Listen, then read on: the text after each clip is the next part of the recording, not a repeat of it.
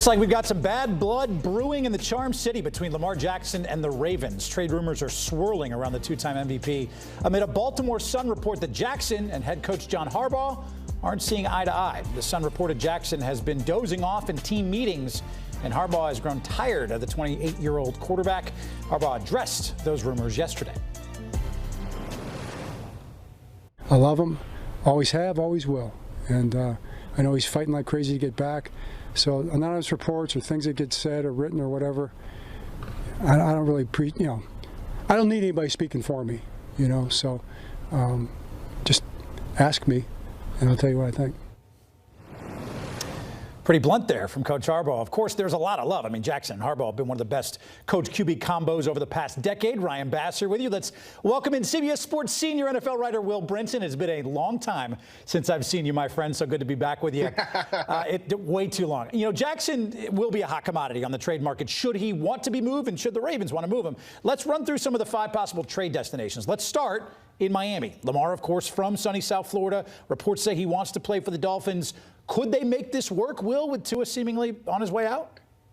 Yeah, I mean, the Tua thing complicates stuff a lot, Bass, because, if they, the trade, you would almost think that Tua would have to go back to the Ravens in a trade. I think it's interesting to look at some of these teams and do they have a possible trade chip, like a quarterback who's, not highly valued. Tua is not highly valued. If they cut Tua, it's a $99 million dead cap hit, which is, almost not insurmountable, but pretty close to it. I do think from a schematic perspective that the Dolphins are really interesting because Mike McDaniel, one of the best offensive minds out there, even, with these, the offensive firepower that they've had and sort of the struggles of Tua, they still have managed to produce points. So I think he can do some really, really creative stuff with Lamar and his legs and his arm. And, you go to South Florida, nobody minds being in South Florida. It's certainly, it's about, I mean, I can't imagine how warm it is on Christmas right now down there. But I think the trade aspect of it itself for Miami, the tough part, schematically, they're very fun to think about. It's in the 70s, just to let you know, down here in South Florida. Same here.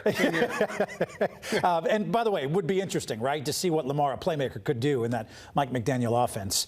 Staying in the AFC East, the Jets haven't been to the playoffs since 2010. Justin Fields, he's been a bust, right? Could Gang Green be a fine fit for Jackson services?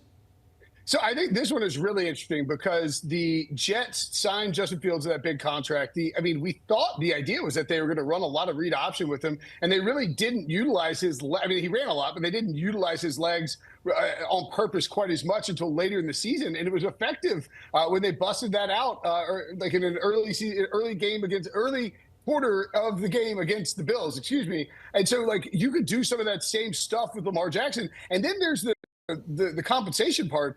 The Jets spent the season dumping a lot of good players and got a lot of first-round picks back. They have a lot of first- and second-round picks in future drafts. So it could make some sense for the Jets to try to swap for Lamar Jackson. You would hope, though, that they would do so with a better overall offensive game plan than what they came into 2025 trying to use Justin Fields with. And those top picks are going to be a key part of a potential trade that could move Lamar Jackson at all. How about Vegas? That could be a landing spot. This report actually mentions that Raiders co-owner Tom Brady is reportedly very fond of Lamar Jackson. Do you think Sin City makes some sense for Lamar? Yeah, we'll have to see what they're going to do at quarterback. I know Chip Kelly did do a great job and got fired. I would have loved to see Chip Kelly fashion a Lamar Jackson offense. Probably a little late to bring him back. But I do think Mark Davis, who has certainly bolstered, his financial status amongst all NFL owners has been on the rise with the acquisition of the Aces.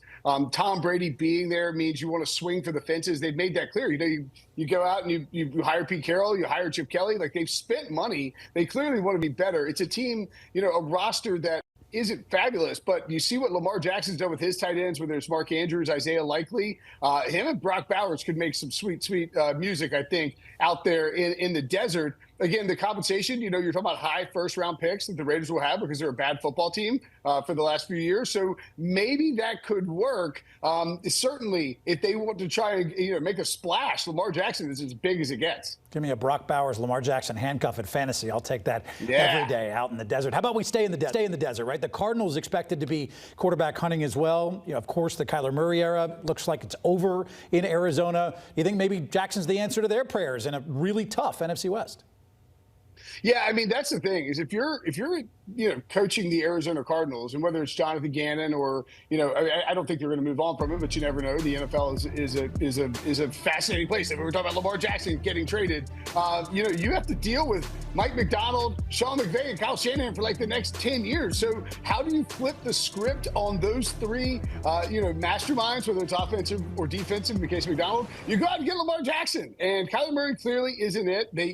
He got the old soft benching in favor of Jacoby Brissett. So maybe they decide that they want to pair Marvin Harrison and Trey McBride with Lamar Jackson. I mean, that offense could cook a little bit. It would have to get ownership to sign off on it. And of course, the trade compensation is going to be massive. So like with all these hypotheticals, there are obstacles there for sure. But the one thing that really helps them too, an NFC team. I think that the Ravens, if they're going to deal Lamar, would much rather deal him to the opposite conference than inside the AFC. Okay, I'll give you another NFC team then, the Vikings. Remember, they let Sam Darnold walk in free agency. He's having another Pro Bowl year. J.J. McCarthy's been up and down. Obviously, injuries playing a part of that as well. Do you believe they could potentially make a run, the Vikings, at Lamar Jackson?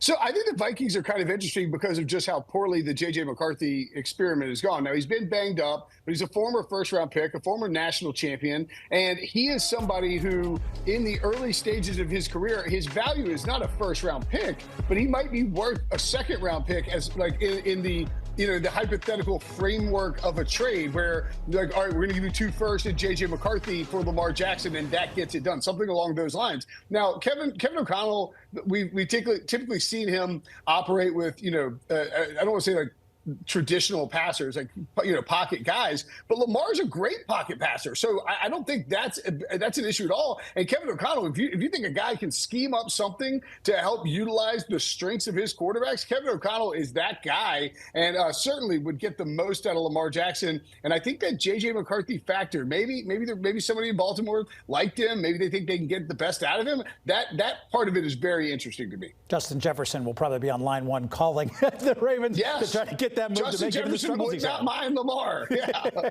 Those two would be quite the tandem as well in Minnesota. Will Brinson, ladies and gentlemen, thank you, my friend. We appreciate you always. Lamar Jackson not looking like the 4-time Pro Bowler that we've come to know and love.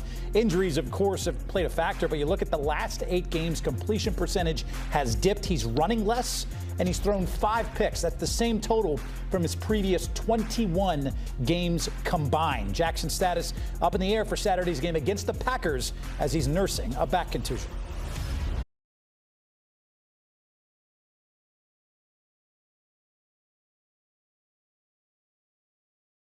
Merry fresh hour of CBS Sports HQ. I'm Sudu Upadhyaya, and NFL fans rejoice because for the first time ever, we've got 3 matchups on Christmas Day. Game number 1 on the Christmas slate takes us to Landover, Maryland, where the Commanders will face the Cowboys, who were officially eliminated from postseason contention last week. It's their 2nd straight season missing the playoffs. Quarterback Dak Prescott has no plans on this becoming the norm for the Cowboys. We won't be back here in this spot. I feel like the last few times I've probably said that were playoff losses, right? Each year has its own troubles. Each year has its own highs, lows, ebbs and flows, and everything within it. And I think for the importance is controlling what you can. And I say that you started off the question by saying exactly, right? I'm going to do my damnedest, controlling what I can. And, as you get older, I think to go back to your question maybe 2 weeks ago, having more input, having more say-so, and being asked more questions from the front office, maybe there's a little bit more that I can do, and it's not just physically or me getting better at my game, and maybe it's, speaking up and saying that this will help or I think this can help. And so whatever it takes, once again, I'm going to do my damnedest and make sure that I'm influencing and encouraging everybody else around me, not just players, to do the same. I'm not asking their opinion. We're playing to win. But I guarantee you if I took a poll of guys in that locker room that wanted to play, every hand would shoot up for all the reasons that I've said. They love one another. They know we're building something special here. And quite honestly, we'd love to not have a losing record and to potentially go 5-1 in the division. For more, we welcome in CBS Sports NFL writer John Breach. John, interesting words from the Cowboys ahead of Thursday's game against the Commanders. Dak Prescott says Dallas won't be in the spot of playing meaningless football again. And obviously Brian Schottenheimer says they're building something special. Your reaction to these comments? Well, I love the optimism. I will say that because this team has long been eliminated from the playoffs, but they still feel like, hey, let's end the season on a high note, and maybe that will help us build some momentum going into 2026. But the reality of the situation is that it is kind of difficult to win in Dallas, at least when we're talking about win a Super Bowl. They haven't done it in 30 years. And when you look specifically just at Dak Prescott's time with the Cowboys, this is the 5th time in 10 seasons that they have missed the playoffs with him as their starting quarterback. So it's been a 50-50 shot. And so obviously we can talk about the front office and the issues of Jerry Jones building a roster, trading away a star defensive player before the start of the regular season. And it's things like that. Jerry Jones just lives in his own world and kind of does whatever he wants. And so it does feel like that the Cowboys always have a decent roster, but maybe not a roster that anyone thinks is going to win a Super Bowl. So obviously Dak saying, I can do more, and this team isn't going to be in this spot again. But they've been in that spot of not being in the playoffs 50% of the time. So I won't be surprised if the Cowboys are in this spot next year, or maybe 2 years down the road. Dak Prescott is certainly good enough to lead this team to the playoffs. He's done it plenty of times. But until they really have that Super Bowl roster you feel comfortable with, this team is always going to be capable of missing the playoffs. Meanwhile, the Vikings have ruled out J.J. McCarthy for Thursday's game against the Lions after he suffered a hairline fracture in his hand during last week's win over the Giants. That means Max Brosmer will get the start. McCarthy's status for the season finale remains up in the air, and it's a disappointing outcome for Minnesota's quarterback, who had been playing some of the best football of his young NFL career. The end of the week, having that taken away, it's just a bummer because, like I said, it's been really fun, although, you know, and rightly so. I know the week-to-week judgment of players and decisions and all these things that are noise. In many cases, I understand it all. But the most fun part of this and the most real part of it is coaching a young player on his journey where, you know, we've really started to see kind of some things click for him, and he's done that. He deserves all the credit for that.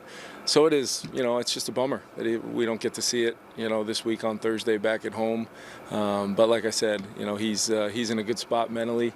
No reason to kind of over-analyze anything at this point from a standpoint of, hey, let's get you healthy, and if you can go next, let's get right back at it.